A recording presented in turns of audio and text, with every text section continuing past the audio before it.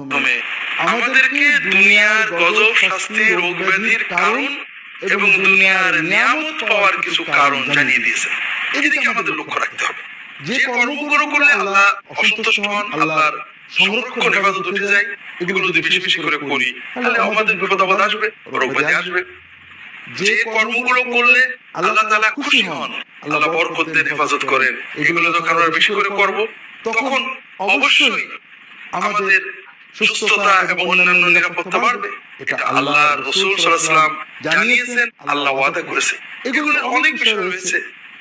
প্রথম বিষয় হলো যে আল্লাহ রাসূল সাল্লাল্লাহু আলাইহি ওয়াসাল্লাম বিভিন্ন হাদিসে বলেছেন, জামাতে সালাত আদায় করা, ওয়াক্ত মতো সালাত আদায় করা, এগুলো আমাদের নিরাপত্তার একটা অন্যতম পথ।